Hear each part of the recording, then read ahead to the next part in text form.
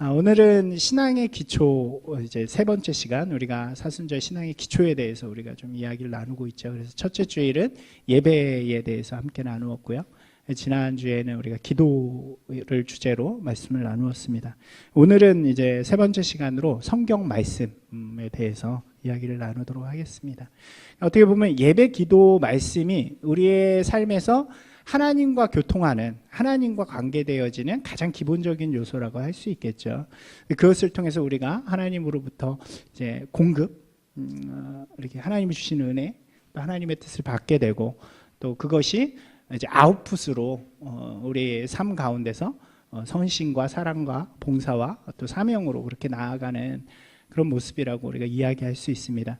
우리가 이 기본적인 것들을 우리 마음에 잘 새기고, 또 정말 중요한 것은 우리의 행위가 아니라 우리의 마음이고 또 진실됨이잖아요. 그래서 그런 마음으로 이번 사순절을 좀 보내시면서 예배가 세워지고 또 기도가 회복되어지고 말씀이 우리 가운데 분명하게 서는 그런 시간이 되기를 소망합니다. 말씀, 성경도 예배나 기도처럼 우리에게 너무나도 중요한 거죠.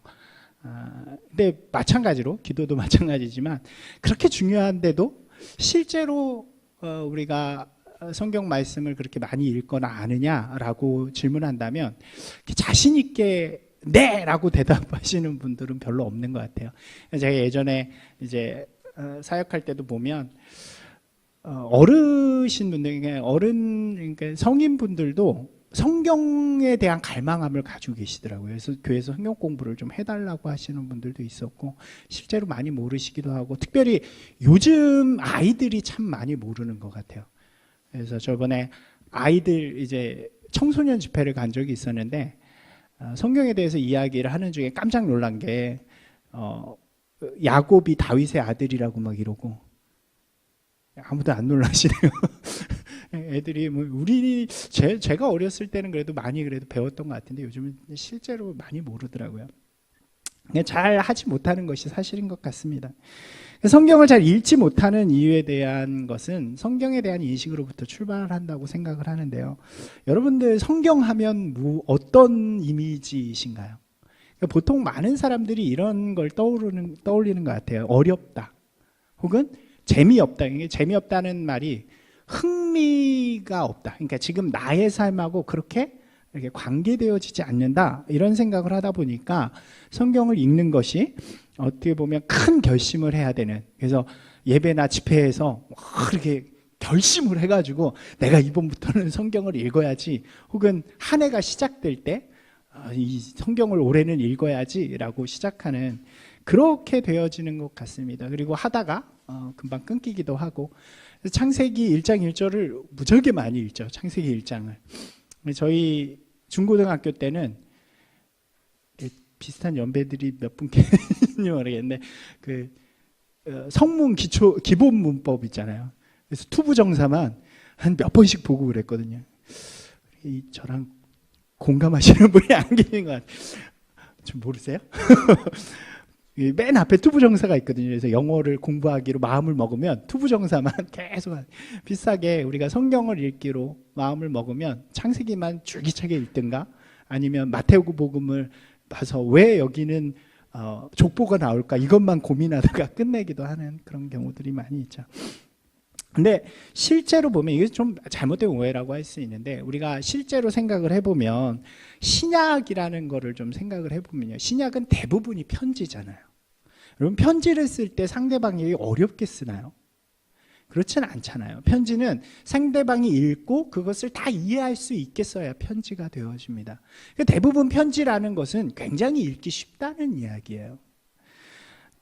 그 외에도 구약도 마찬가지죠. 구약도 이제 우리가 읽는 그들의 역사가 담겨져 있고 그들의 하나님이 주시는 율법이 담겨져 있기 때문에 이스라엘 사람들이 그것을 읽을 때 그냥 이해가 돼야 되는 거죠. 직관적으로. 그럼에도 불구하고 우리한테는 왜 성경이 어려운가 라고 생각할 수 있습니다. 그것은 제가 생각할 때 두 가지 이유인 것 같아요. 하나는 성경이 기록되어져 있는 문체입니다. 그죠? 우리가 성경을 읽을 때 이 성경이 개역 개정판이거든요. 우리가 지금 보는 이 대부분 보는 판들이 개역 개정판인데 이것 전에 것은 개역 한글이라 그래서 여러분들이 혹시 어렸을 때부터 교회를 다니신 분들은 기억하실지 모르겠지만 이렇게 세로로 성경이 쓰여 있고 한문으로 돼 있던 이것도 잘 공감이 안 되시나요?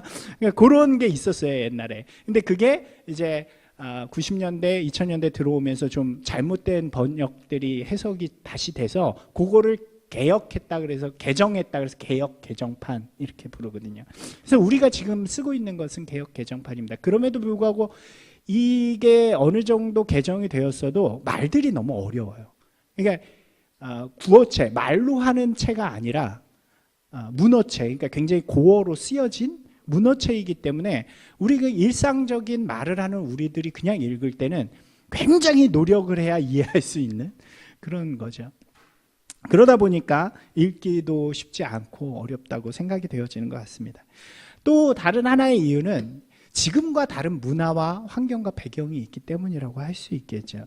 그러니까 당시의 사람들은요, 이 글을 읽고 보고 그러면 자신들의 환경 속에서 이해가 되지만 지금 우리는 이 글을 읽으면서도 다른 문화, 또 다른 환경, 다른 배경이니까 쉽게 이해하지 못하는 그런 것들이 있는 것입니다. 우리가 이 두 부분을 좀 해결하면 성경이 참 쉬워져요. 그리고 참 재밌어집니다. 저는 항상 하는 얘기가 제가 성경 공부를 많이 하기 때문에 성경은 너무 재밌는 것입니다. 이렇게 이야기하고 다니거든요. 실제로 예전에 있던 데서 제가 어린이 집회를 한 적이 있었는데 그 주제가 뭐였냐면은 성경에 대한 것이었어요. 신약에 대한 거. 근데 한번 생각해 보세요. 어린이입니다. 대상이. 근데 하루 캠프를 하는데 특강이 4번 들어가고 마지막 저녁에 집회가 또 있는, 그러니까 어린이 집회치고는 너무 빡센 집회였던 거예요. 근데 이제 특강이 그 시대순으로 성경을 설명해주고 마지막 설교에서는 그걸 좀 아우르게 해주는 그런 시간이었는데 참 놀란 게 뭐였냐면 아이들이 끝나고 이제 소감문 같은 걸 쓰는데 대부분이 성경이 너무 재밌다는 말을 쓰는 거예요. 몰랐던 걸 알게 되고 그리고 하나님의 말씀이 무엇인가를 깨닫는 것이 한 3학년, 2학년, 그리고 5학년, 6학년 이런 애들의 고백 속에 그게 담겨져 있는 거죠. 실제로 우리 아이들하고 성경 공부를 요즘도 한 달에 한두 번씩 하는데 이제 7살, 9살이잖아요. 근데 되게 재밌다고 매주 하자고 그렇게 이야기하는 거죠. 성경은 재미있는 거죠. 한번 따라서 해보실까요? 성경은 재밌다. 성경이 재밌어지셔야 돼요. 해결이 되어져야 되는데 그러기 위해서는 좀 먼저 이 번역본을 이걸로 좀 어렵고 딱딱하면 다양한 번역본들이 우리에게 있으니까 그것을 좀 도움을 받는 것도 좋습니다. 실제로 저는 성경이 이렇게 읽다가 잘 이해가 안 되면 다른 번역들을 많이 봐요. 그러니까 새 번역이라든가 공동 번역이라고 카톨릭하고 같이 번역한 게 있어요. 그것은 굉장히 더 쉽게 번역을 해놨고요. 그리고 영어로 보실 수 있으면 영어 버전을 보면 되게 선명합니다. 우리나라 말보다. 우리나라는 좀 모호해서 끝까지 들어야 된다 그러잖아요. 근데 영어는 앞에 중요한 거를 해놓으니까 영어 번역으로 보면 또 이렇게 직관적으로 볼 수 있는 그런 것들도 있죠. 실제로 어떤 사람들은 예전에, 지금도 그런 분들이 있어요. 옛날 성경, 그러니까 개역판만 진짜라고 이야기하시는 분들이 있었어요. 미국으로 따지면 킹 제임스 버전이라는 게 있는데 그것만 진짜다라고 막 강조하시는 분들이 있었어요. 왜 그랬을까요? 그러니까 이게 왜 그러냐면 이단들이 주로 그런 이야기들을 많이 했는데 이단의 역사가 길잖아요. 그러니까 이단들이 그 자기네의 성경을 해석하는 플롯을 옛날 성경으로 맞춰놨어요. 그래가지고 그게 개정이 되거나 새 번역이 되면 안 맞아요. 그러다 보니까 이것만이 진짜다. 그러니까 미국에서도 킹 제임스 버전만이 진짜다라고 하는 사람들은 그런 사람들이 많은 거죠. 근데 이것도 재밌는 게 개역 개정이든지 뭐든지 다 히브리어와 헬라어를 번역한 거잖아요. 그러니까 진짜 좋은 거는 성경이 우리에게 잘 이해되도록 만들어주는 게 가장 좋은 것입니다. 그래서 서점에 가면 더 쉽게 번역되어진 것들도 있고 요즘에는 그 미국의 유명한 목사님이 쓰신 그 메시지라는 것도 나오고 그러니까 그렇게 보시면 조금 더 쉽게 보실 수 있죠. 또 하나는 이 그 배경을 좀 우리가 배워가는 거죠. 그 당시의 환경이나 왜 이것들을 썼을까를 우리가 조금 알면 이것들이 더 감동적이고 굉장히 흥미롭게 다가오게 됩니다. 예를 들면 그런 거죠. 우리가 세속식 이제 많이 하잖아요. 우리가 부활절 전에 예수님이 하셨던 일이었기 때문에 세족식을 하는데, 세족식을 우리가 생각하면 우리의 문화와 환경 속에서는 나 더러운 발을 닦는 예수님이 너무, 그 섬김이 너무 좋아, 높으신 분이 제자들, 이 정도잖아요. 근데 우리가 그 이스라엘의 문화를 알면 이스라엘의 당시는 다 샌들을 신고 다니거든요. 거기다가 모래 받치잖아요. 그 발이 엄청 더럽죠. 그래서 누군가의 발을 닦아주는 행위는 어떤 행위냐면 종이 주인에게 하는 행위거든요. 그러니까 종이 주인에게 하는 행위를 예수님께서 제자들에게 하셨다는 얘기는 내가 너희들의 종이 되겠다라는 의미고, 그러니까 하인, 노예죠, 노예. 그리고 예수님이 뭐라 그러시냐면 너희도 다른 이들의 발을 닦아주라고 말씀하시거든요. 그러니까 이 말씀을 딱 들으면 감동이 달라지잖아요. 십자가도 마찬가지죠. 그냥 달려 죽은 십자가가 아니라 십자가에 죽는다는 의미를 우리가 좀 배우면 그런 느낌들이 달라질 수 있기 때문에 그런 배경과 환경이나 조건들을 우리가 조금 배워가면 더 흥미롭고 더 감동적으로 성경을 읽어나갈 수 있는 것입니다. 그래서 성경 공부가 좀 필요한 것 같아요. 성경 공부는 성경이 무엇인가를 막 강조하기보다는 이것을 어떻게 읽어갈 수 있는가를 이렇게 좀 제시하고 도와주는 길이기 때문에 여러분들이 더 열심히 성경을 공부하시기 바랍니다. 1차 독자의 관점에서 읽어가면 굉장히 흥미로워요. 성경은 성도가 성경을 잘 읽을 때 굉장히 큰 유익들이 있습니다. 성경이 우리에게 주는 게 많기 때문이죠.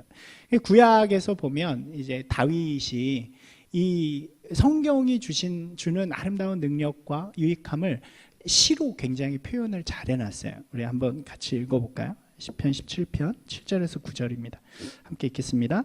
여호와의 율법은 완전하여 영혼을 수성시키며 여호와의 증거는 확실하여 우둔한 자를 지혜롭게 하며 여호와의 교훈은 정직하여 마음을 기쁘게 하고 여호와의 계명은 순결하여 눈을 밝게 하시도다. 여호와를 경외하는 도는 정결하여 영원까지 이르고 여호와의 법도 진실하여 다 의로우니, 이렇게 돼 있죠. 여기 앞에 제가 일부러 색깔을 좀 바꿔놨는데 앞에 있는 율법, 증거나 교훈, 계명, 도, 법은 모두 하나님의 말씀을 이야기하는 다양한 표현들이라고 할 수 있겠죠. 그 하나님의 말씀은 어때요? 완전하고 확실하고 정직하고 순결하며 정결하고 진실하다, 이렇게 이야기하죠. 그래서 우리에게 어떤 유익을 줘요? 영혼을 소성시킨다. 이것은 살린다는 것이거든요. 소성은 어떤 의미냐면 피부에 이렇게 약을 발랐을 때 상처난 피부가 깨끗해지는, 살아나는 것을 소성한다고 이야기합니다. 그래서 말씀이 우리의 영혼을 살아나게 하고 우둔한 자는 어리석은 걸 이야기하죠. 어리석은 자에게, 여기서 어리석다라는 의미는 판단하지 못하는 것을 의미합니다. 어떤 것을 결정해야 하는데 옳고 그름을 판단하지 못하는 것을 이야기하죠. 지혜는 반대말이에요. 분별력. 그러니까 어느 것을 판단할 수 있는 능력을 이야기해요. 어리석은 자에게 하나님의 뜻으로 선택할 수 있게 하신다라는 말입니다. 마음을 기쁘게 하는 건 쉬운 말이죠. 눈을 밝게 한다는 것은, 이것도 히브리적 표현인데 하나님을 볼 수 있다는 거예요. 하나님을 바라볼 수 있게 한다라는 표현이고요. 영원까지 이른다는 것은 우리의 구원이 끝까지 그것을 붙드는 자가 될 수 있다는 것이고, 의롭다는 것은 하나님의 자녀의 의미를 이야기한다고 할 수 있겠죠. 이러한 모든 것들이 하나님이 주시는, 말씀이 주시는 놀라운 능력이고 유익이라고 이야기합니다. 다윗은요, 평생을 이 말씀을 붙드는 자였어요. 우리가 다윗의 일생을 찾아보면 다윗은 시편도 많이 쓰기도 했지만 항상 하나님의 말씀에 붙들려서 하나님의 뜻을 추구하고 따르는 그런 사람이었다고 할 수 있습니다. 그러다 보니까 말씀의 능력을 참 많이 체험하는 거예요. 이 시편들을 찾아보면 이 다윗이 하나님의 말씀에 대해서 이야기한 장면들이 굉장히 많아요. 주의 말씀은 내 발의 등이요 내 길에 빛이십니다. 주의 말씀대로 살아가는 게 얼마나 이것을 경험하고 체험하는 게 많은지 이 다음 구절이에요. 한번 같이 읽어볼까요? 금, 곧 많은 순금보다 더 사모할 것이며 꿀과 송이꿀보다 더 달도다. 이 말씀이 얼마나 좋았으면 금보다 더 좋습니다. 꿀보다 더 달습니다. 라고 이야기할 수 있었을까? 참 아름다운 고백이기도 하고 부러운 고백이기도 한 것 같아요. 사랑하는 여러분, 우리가 동일한 역사들을 체험할 수 있을 줄로 믿습니다. 말씀 가운데 말씀의 능력이 우리 가운데 체험이 되어지면, 그죠? 하나님께서 성경 가운데 말씀하신 것이 우리 마음에 새겨져서 그것이 우리의 삶 가운데 실제가 되면 그때 정말 금보다 귀해지는 거죠. 그때 정말 송이꿀보다 더 단 말씀들이 되어지는 거죠. 그러한 체험들이 우리 가운데 또 저 가운데도 동일하게 있기를 소망합니다. 이 말씀들을 좀 신약의 말씀과 오늘 연관해서 우리에게 좀 적용해 봤으면 좋겠어요. 성경이 주는 유익들을 좀 정리하면 이런 것 같아요. 가장 먼저는 믿음을 주신다는 거죠. 말씀이 믿음을 주는 것입니다. 로마서 10장 말씀 한번 같이 읽을까요? 믿음은 들음에서 나며 들음은 그리스도의 말씀으로 말미암느니라. 아멘. 말씀은요, 우리에게 믿음을 주는 통로가 되어집니다. 이것이 매우 중요한 것 같아요. 말씀으로 가지는 믿음이 진짜 믿음이라는 거죠. 우리가 이렇게 해요. 믿음이 무엇이냐 혹은 무엇을 믿느냐라고 제가 가끔 질문을 합니다. 사람들을 만나면. 그럼 대부분이 무엇을 이야기하냐면 믿음의 대상을 이야기해요. 저는 하나님을 믿습니다. 저는 예수님을 믿습니다. 라고 이야기를 하죠. 그런데 어떤 예수님을 믿느냐, 어떤 하나님을 믿느냐라고 하면 그때부터는 참 많이 달라져요. 하나님을 믿는 방법, 하나님을 바라보는 방법이 참 많이 다르다는 거죠. 그러다 보니까 이상한 하나님을 믿는 분도 계세요. 전혀 이거는 아닌데 라고 생각하는 그런 하나님을 바라보는 사람도 있다는 거죠. 우리가 믿음의 대상만큼 중요한 게 뭐냐면 믿음의 내용이에요.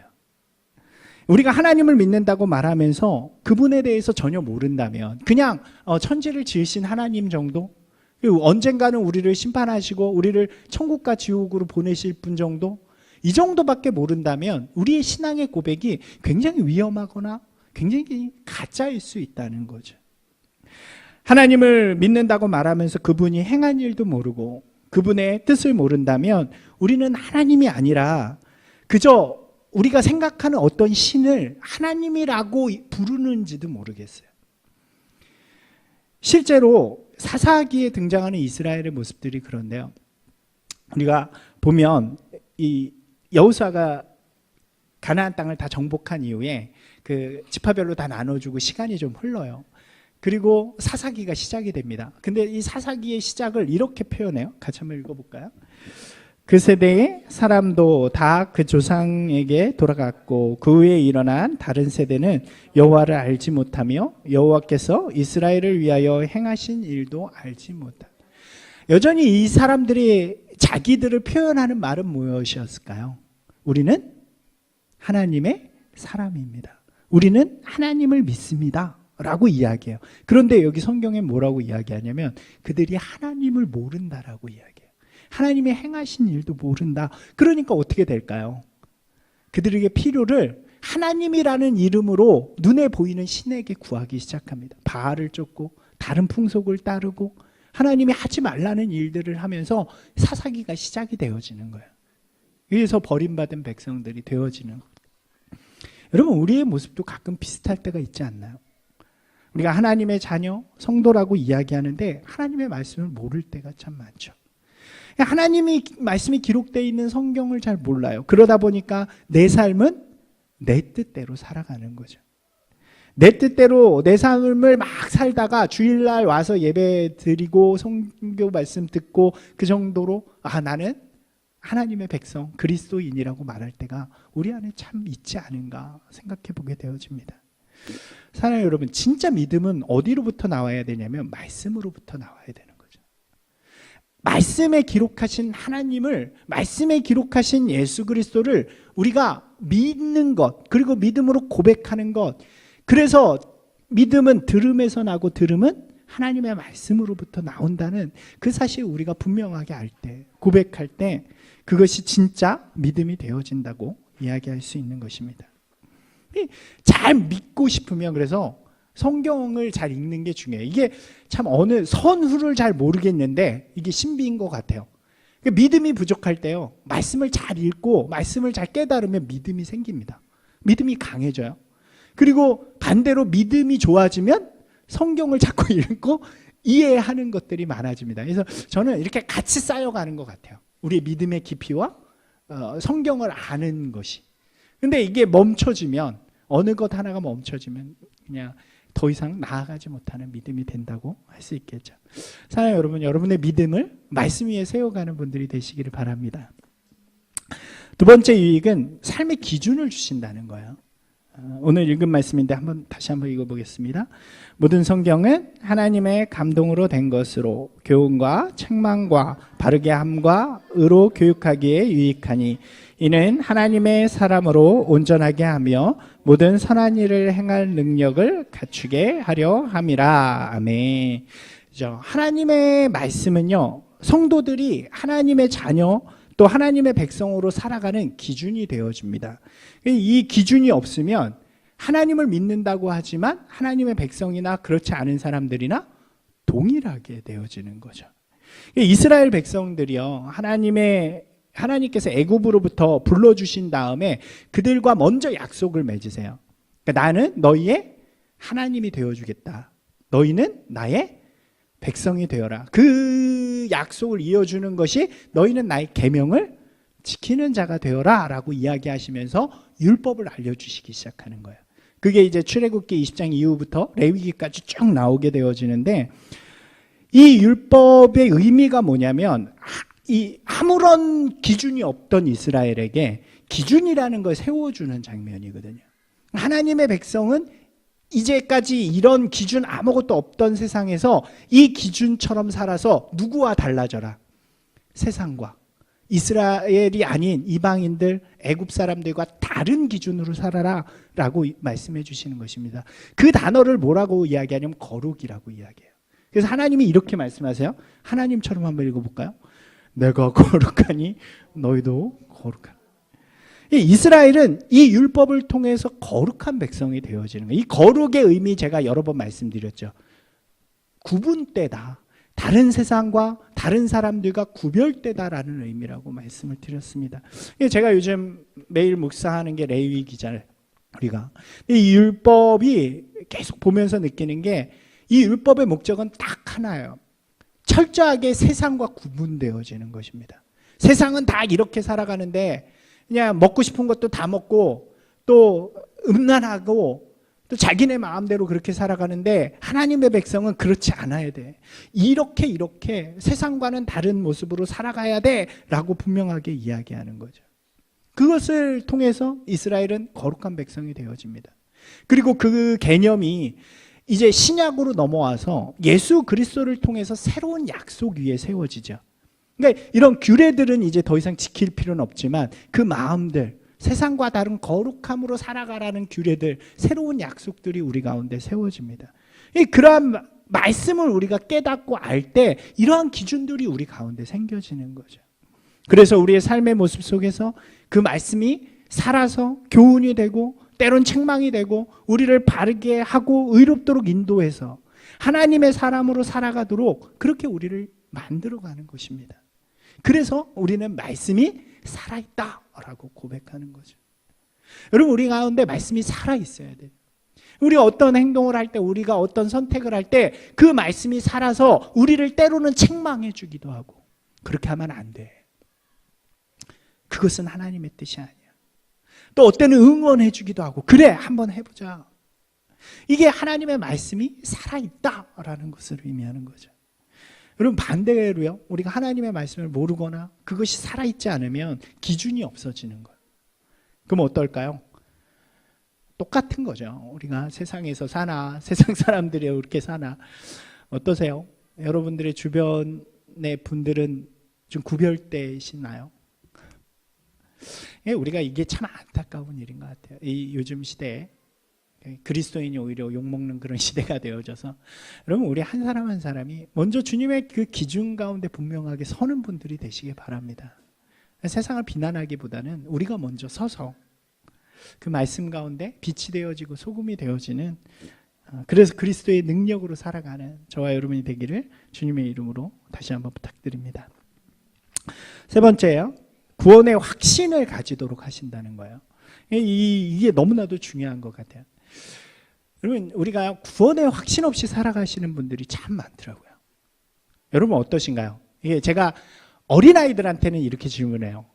오늘 집에 가다 죽으면 너 천국에 있을까 지옥에 있을까? 너무 과격한가요? 여러분 놀랍게도요, 제가 청소년들한테 비슷한 질문을 했는데 한번 손을 들어보라 그랬는데 50%가 안 되더라고요. 그러니까 그 청소년 그 자리에 있었던 애들은 새로 믿는 애들이 아니었어요. 다 그 교회의 중직자의 자녀들, 임원들의 자녀였는데 그게 분명하지가 않은 거예요. 그래서 제가 궁금해졌어요. 그래서 청년들에게 물었습니다. 청년들도 50%가 안 되더라고요. 궁금해졌어요. 그래서 성인들한테 물었습니다. 성인들은 조금 자기의 이걸 가리잖아요. 그러니까 그거보다는 조금 더 높은데 그래도 좀 눈빛이 흔들리시는 분들이 있더라고요. 여러분 어떠신가요? 여러분은 구원의 확신을 가지고 계십니까? 아멘이세요? 아멘. 여러분 왜 구원의 확신을 못 가질까요? 제가 집회 때 앞에 앉은 한 여학생한테 물어봤어요. 고등학교 1, 2학년이었던 것 같은데 이 친구가 교회에 부모님은 이제 되게 잘 다니시는 분인데 조금 노는 학생인 거예요. 근데 어떻게 하다가 끌려와가지고 이제 수련회에 있는데 우선 어떻게 시작하냐면 너 예수 그리스도를 믿느냐라고 질문합니다. 그럼 믿는다. 예수 그리스도께서 십자가에 달려 들어가시 너의 모든 죄를 믿느냐? 믿습니다. 라고 그래요. 그럼 이제 너 죽어도 하나님의 나라 천국에 가겠느냐 할 때 자신 없어요. 이래요. 그래서 다시 처음부터 시작하는 거죠. 예수 그리스도를 믿느냐? 그 결국은 물어요. 왜 자신 없냐? 여러분 왜 자신 없을까요? 자기 모습 때문에 그런 거죠. 내가 나를 보니까 내가 자격이 있는지 모르겠다는 거예요. 내가 하는 행위를 보니까 내가 자격이 없다고 생각하는 거죠. 여러분 많은 사람들이 그렇게 살아가지 않을까? 이 아이뿐만 아니라 우리 이 시대를 살아가는 그리스도인이요, 교회와 세상의 모습이 전혀 다르잖아요. 많이 다르잖아요. 그러다 보니까 하나님이 이런 나도 구원해 주실까? 그래서 그 구원의 방법을 어떻게 찾아요? 교회를 더 많이 다니는 걸로, 뭔가 헌금을 하는 걸로, 뭔가 종교적 행위로 내가 그것을 만족하고 싶어 할 때가 많다는 거죠. 그러나 성경은 우리에게 그렇게 이야기하지 않는다니까요. 성경은 우리에게 무엇이라고 이야기합니까? 한번 같이 읽어보실까요? 우리가 아직 죄인 되었을 때에 그리스도께서 우리를 위하여 죽으심으로 하나님께서 우리를 대한 자기의 사랑을 확증하셨느니라. 죄인이 해결되어서 의인이었을 때가 아니라 우리가 아직 죄인이기 때문에, 내가 죄인이기 때문에 예수님이 돌아가신 거죠. 내 모습은 죄인인 게 맞는 거죠. 그래야 하나님의 은혜가 진짜 감사한 거죠. 에베소서의 말씀이에요. 너희는 그 은혜에 의하여 믿음으로 말미암아 구원을 받았으니 이것은 너희에게서 난 것이 아니오 하나님의 선물이라. 행위에서 난 것이 아니니 이는 누구든지 자랑하지 못하게 하려 함이니라. 여러분 성경은요 이 이야기들을 수없이 많이 해요. 로마서에서, 갈라디아서에서, 골로새서에서, 빌립보서, 에베소서, 이러한 성경들에서 이 이야기들을 계속해주고 있는 거예요. 근데 우리가 성경을 모르면은, 말씀을 모르면 여전히 뭐만 바라보냐면 내 행위만 바라본단 말이에요. 내 모습만 바라본단 말이에요. 화내는 내 모습, 믿지 못하는 내 모습, 그냥 세상 사람하고 별다를 것 없는 내 모습만 바라보니까 교회를 다니면서도, 고백하면서도, 믿는다고 말하면서도 확신이 부족해질 수밖에 없는 거죠. 그러나 이 말씀들이 우리의 심장에 새겨지면, 우리의 마음 가운데 분명하게 새겨지면 그 은혜 때문에 너무 감사한 거예요. 비록 내가 부족하고 연약하지만 나는 예수 그리스도의 보혈의 피로 말미암아 구원받았음을 믿습니다. 이런 확신들이 새겨진다는 거죠. 여러분 말씀을 알면요 자신감이 생겨요. 누가 뭐라 그래도요, 가다가 구원파가 뭐라 그러든 신천지가 뭐라 그래든 말씀이 있으면요 자신이 있는 거예요. 근데 이게 없으면 불안해요. 구원 받으셨습니까? 아, 네. 언제요? 언젠지는 잘 모르는데. 14만 4천 명인데 들어가실 수 있어요? 에? 말씀이 있어야 우리 가운데 구원의 확신이 있다는 거죠. 우리가 분명히 알아야 할 것은, 구원을 얻는 것은 신비의 영역입니다. 그죠? 예수님이 우리 가운데 오셔서 우리의 죄를 해결하시고 의롭게 해주시는 것은 신비한 영역이에요. 실제 일어나는 일은. 그런데 중요한 것은 그 구원의 원리를 이해하는 것은 신비의 영역이 아니에요. 그것은 말씀을 통해 깨닫는 것입니다. 그러니까 우리가 그 원리를 분명히 깨달으면 흔들리지 않을 수 있다는 거죠. 사랑하는 여러분, 말씀 위에 굳건히 서서 흔들리지 않는, 그래서 여호와를 경외하는 도는 우리를 영원까지 이르게 한다라고 이야기하는 거죠. 마지막입니다. 말씀은 우리를 사명으로 살아가도록 만들어요. 우리가 성경 말씀 안에서 살아가면 하나님의 뜻이 보이고 우리를 향하신 예수 그리스도의 뜻이 보이기 시작합니다. 특별히 구약의 말씀은 하나님의 역사와 계명, 그리고 선지자들의 경고와 같은, 예언과 같은 것들로 구성이 되어져 있죠. 근데 신약으로 넘어오면서 재미있는 건 스토리가 많이 없어요. 그러니까 신약의 스토리가 나오는 곳은 그 복음서하고 사도행전밖에 없습니다. 나머지는 다 뭐냐면 예수 그리스도의 말씀을 행하는 사람들이 어떻게 살아가야 하는가, 어떻게 살았는가, 이런 사명에 관한 것이라고 할 수 있죠. 예수님의 마지막 명령을 우리가 함께 볼까요? 이런 거잖아요. 예수께서 나와 말씀하여 이르시되 하늘과 땅의 모든 권세를 내게 주셨으니 그러므로 너희는 가서 모든 민족을 제자로 삼아 아버지와 아들과 성령의 이름으로 세례를 베풀고 내가 너희에게 분부한 모든 것을 가르쳐 지키게 하라. 볼지어다 내가 세상 끝날까지 너희와 함께. 다른 말씀이 이거잖아요. 오직 성령이 너희에게 임하시면 너희가 권능을 받고 예루살렘과 온 유대와 사마리아와 땅끝까지 이르러 내 증인이 되리라. 예수님께서 이 말씀을 통해서 분명한 사명을 허락하시고 이제 그 제자들이 또 그 후에 그 말씀을 따르는 그 제자의 제자들이 이 사명을 붙들고 살아가게 되어지는 거죠. 성경의 이야기는 그런 이야기죠. 우리가 이 성경을 읽다 보면 우리를 향한 예수 그리스도의 뜻을 발견할 수 있는 거죠. 예수님이 계획하심이 보이게 됩니다. 어떻게 살아가야 하는가, 어떻게 사는 것이 주님이 원하는 삶인가. 다르게 말하면 삶의 방향들이 보여지기 시작한다는 거예요. 여러분, 사명이라는 것은요, 어떤 특정한 일이 아니에요. 사명은 내가 살아가야 할 삶의 방향을 의미합니다. 이 제자들은요, 그 방향을 어디로 정한 거예요?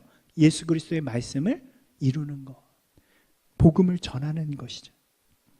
예전에 청소년들과 함께 단기 선교를 간 적이 있었어요. 일주일 정도 됐는데 그 저녁 시간들이 있잖아요. 낮에는 다 시간들을 보내고 저녁 시간에 제가 특별히 그 아이들을 데리고 이제 성경에 대한 이야기들을 했는데 바울에 대해서 나누었습니다. 사도행전을 이야기하면서 바울의 행적들을 쭉 이야기하고 또 그렇게 나누었는데 그 중에 한 학생이 돌아온 후에 저에게 찾아와서 이렇게 이야기를 해요. 제가 목사님과 함께 성경 공부를 한 다음에 그 말씀이 궁금해서 사도행전을 되게 열심히 읽었대요. 그러니까 이 저녁에 이렇게 잠깐 하는 거니까 자세하게 하진 못하고 이렇게 쭉 했는데 사도행전을 다시 읽었는데 그 중에서 한 말씀이 자기 마음에 새겨졌다는 거예요. 그 말씀이 이거죠. 한번 같이 읽어볼까요? 나의 달려갈 길과 주 예수께 받은 사명 곧 하나님의 은혜의 복음을 증언하는 일을 마치려 하면은 나의 생명조차 조금도 귀한 것으로 여기지 아니하노라. 이 말씀은 바울이 에베소에서 장로들을 모아서 이렇게 자신의 사명에 대해서 이야기하는 장면이잖아요. 그 복음을 증거하는 사명을 가지고 평생을 살았습니다. 그를 위해서 나의 삶도 드릴 것입니다. 라는 이 고백이 이 어린 아이의 마음에 새겨졌다는 거예요. 전 깜짝 놀랐어요. 얘가 그럴 말 한 애가 아닌데. 평소에 그런 애가 아니었는데 갑자기 찾아와서 이 얘기를 하면서 뭐라 그러냐면 목사님 저도 하나님의 말씀 예수 그리스도를 평생 전하는 삶을 살겠습니다. 라고 이야기하는 거예요. 제가 얼마나 감동이 되겠어요. 지금도 그렇게 사는지는 모르겠어요. 근데 제가 그 친구를 볼 때까지는 그렇게 살았어요.